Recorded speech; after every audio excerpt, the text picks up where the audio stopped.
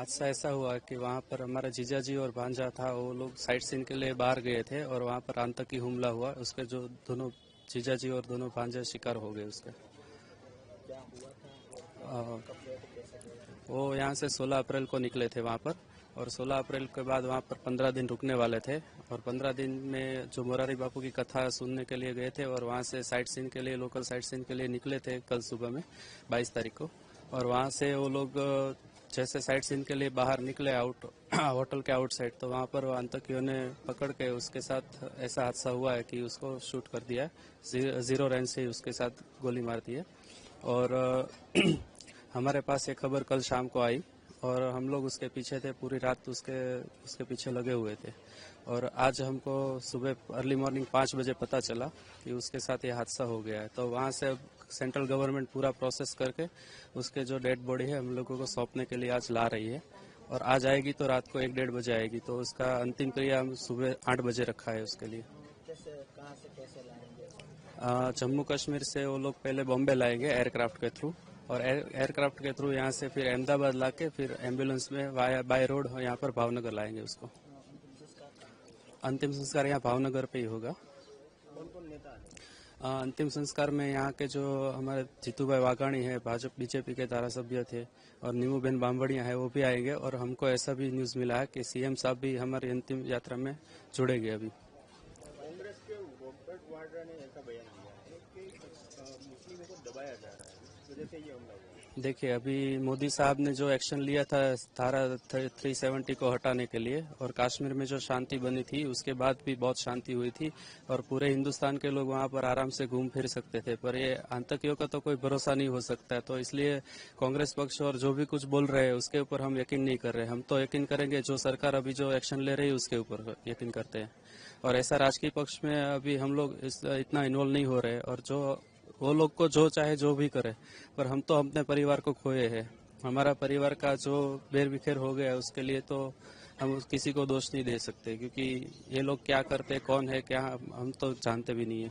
ऐसे बयानों के लिए आप क्या बोलेंगे? ऐसे बयान के लिए हमारा एक ही कहना है कि जो सरकार एक्शन ले रही है वो हमारे लिए भी सही है। जो हमको जो वहाँ से फॉलोअप मिला है सेंट्रल गवर्नमेंट का भी, उससे हम थोड़ा सेटिस्फाइड है। पर हम लोग किसी और के सुनने पे और के बयान के हम यकीन नहीं करने वाले। लग रहा है ये तो बयानों से हिंदू मुस्लिम को बांटा जा रहा है। हिंदू मुस्लिम को ये राजकीय पक्ष बांटते हैं, बाकी तो हम लोग हिंदू मुस्लिम तो इंडिया में एक ही साथ रह रहे हैं। हिंदू भी बहुत है, मुस्लिम तो मुस्लिम भी बहुत है, सब लोग साथ में मिलजुल के रह रहे हैं।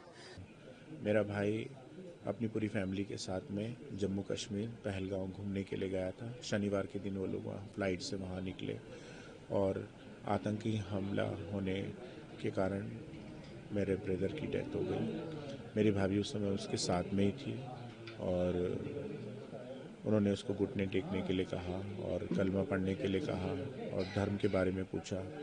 जब उसने बताया कि मैं क्रिश्चियन धर्म से हूँ तो उन्होंने उसको ऑन द स्पॉट ही गोली मार दी। सर, क्या लगता है ये नॉन मुस्लिम थे इसीलिए सब लोगों को मारा गया है?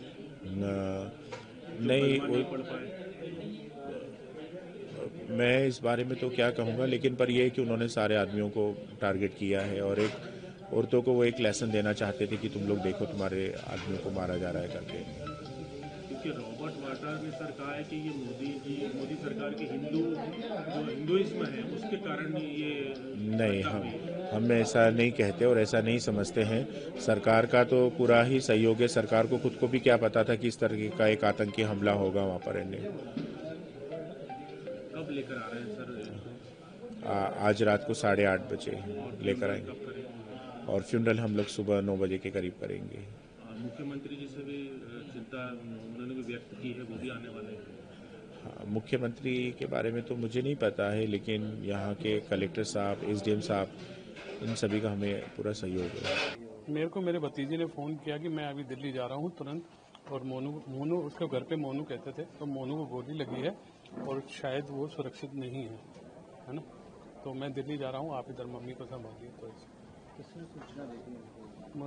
मेरे बड़े भतीजे को, यानी मोनू के बड़े भाई को, तो मोनू की वाइफ ने सूचना दी थी। क्या बताया था कि मोनू को गोली लगी है, उसको हॉस्पिटल शिफ्ट किया है, हमें दूसरी जगह सुरक्षा के हिसाब से शिफ्ट कर दिया गया है।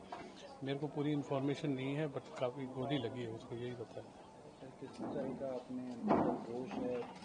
रोज़ तो बहुत है, हमारा बच्चा अभी 2 साल पहले शादी हुई और अभी तो वो एंजॉय करने के हिसाब से, शादी में एंजॉय करने के हिसाब से आया था।